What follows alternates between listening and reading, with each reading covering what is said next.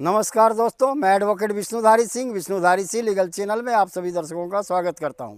दोस्तों, आज मेरे वीडियो बनाने का टॉपिक है कि माँ बाप के द्वारा जमीन का किए गए दान को क्या माँ बाप या उनके वारिसान कैंसिल करवा सकते हैं।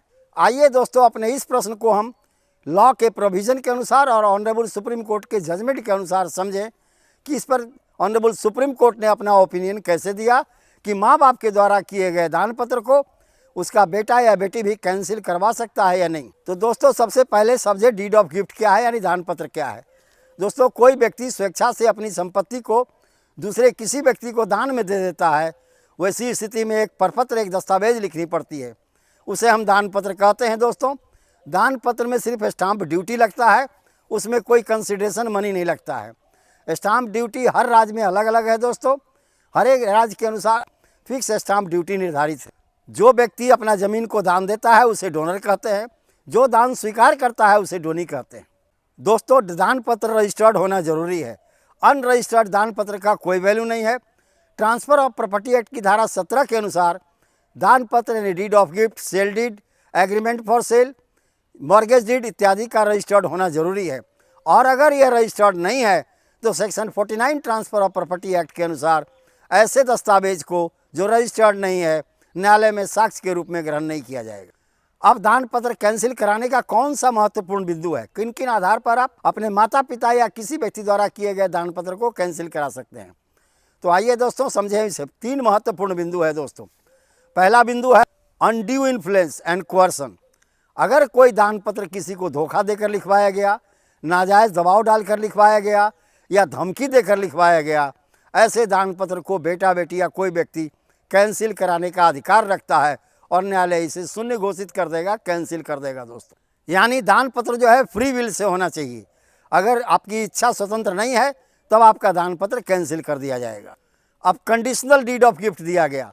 किसी व्यक्ति को ज़मीन दान इस आधार पर दिया गया कि तू मेरी सेवा शुश्रूषा जिंदगी भर करोगे, और अगर वो सेवा नहीं करता यानी उस कंडीशन को तोड़ता है, दान पत्र जारी करने वाले को दान पत्र कैंसिल करने का अधिकार है, वह कैंसिल कर देगा। यानी कंडीशनल दान पत्र में दानग्राही अगर कंडीशन को पूरा नहीं करता तो दानदाता यानी डोनर जो है वह उस संपत्ति पर किए गए दान पत्र को कैंसिल कर सकता है। अगला बिंदु है दोस्तों कि दान पत्र में अगर यह बात लिख दी गई कि मैं तुम्हें यह संपत्ति दान दे रहा हूँ लेकिन तुम इसे किसी दूसरे को न बेचोगे, और वह व्यक्ति जिसने दान लिया किसी तीसरे के हाथ से बेच दिया, वैसी परिस्थिति में दान पत्र लिखने वाला या उसके वारिसान का कोई भी बाल बच्चा, कोई भी औलाद उस दान पत्र को न्यायालय में जाकर कैंसिल करा सकता है। दोस्तों, कहने का मतलब दोस्तों, अगर दान पत्र में जो कंडीशन दिया गया है, जो शर्त दिया गया है, अगर वह शर्त पूरा नहीं होता तो दान पत्र निश्चित तौर पर कैंसिल करा दिया जाएगा। अब कंडीशनल डीड ऑफ गिफ्ट जो है दोस्तों, जो दान पत्र शर्त के अनुसार दिया गया है,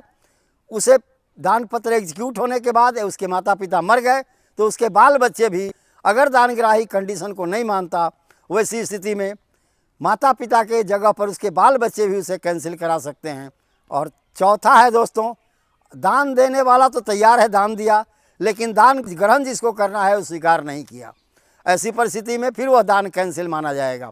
यानी दानग्राही अगर उस दान को लेना स्वीकार न करे तो ऐसे दान को नहीं माना जाता है। दोस्तों, जैसे उदाहरण से समझे, आप किसी को कुछ पैसा दान में देना चाहें और वह दान ले नहीं तो पैसा पुनः आपकी पॉकेट में चला जाएगा।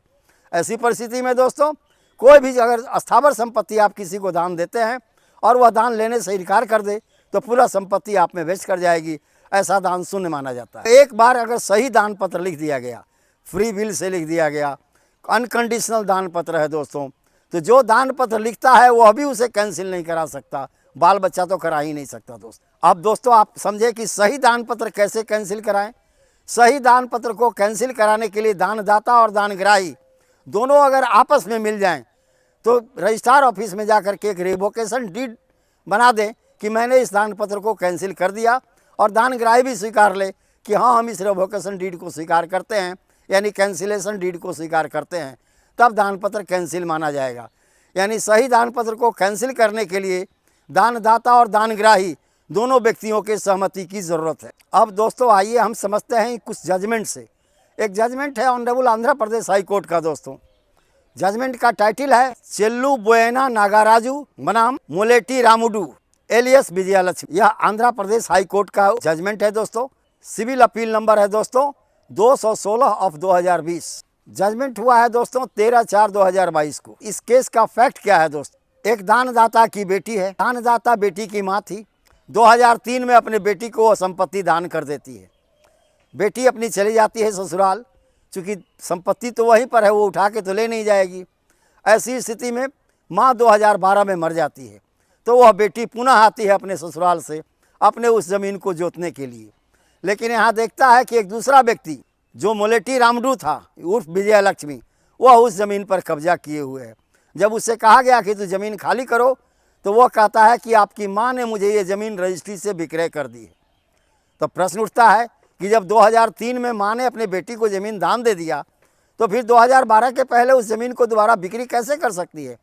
क्योंकि एक बार ज़मीन दान देने के बाद तो ज़मीन का दान पत्र कैंसिल होता नहीं, जब तक कि उसमें कोई कंडीशन गलत ना हो जाए। यह मामला सिविल कोर्ट में था।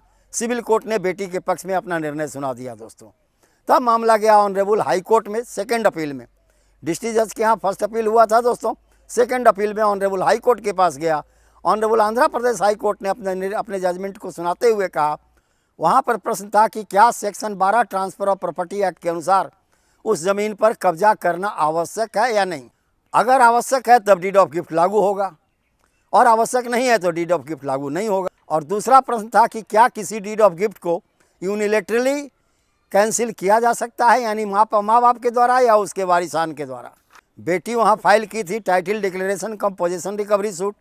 ऑनरेबल हाई कोर्ट ने अपने इस जजमेंट में कहा कि चूँकि बेटी का कब्जा उस ज़मीन पर नहीं था और उसके माँ के पास कोई अधिकार नहीं था कि दान पत्र को कैंसिल करे या दान पत्र सही था, अतः यह संपत्ति बेटी के हिस्से में जाएगी।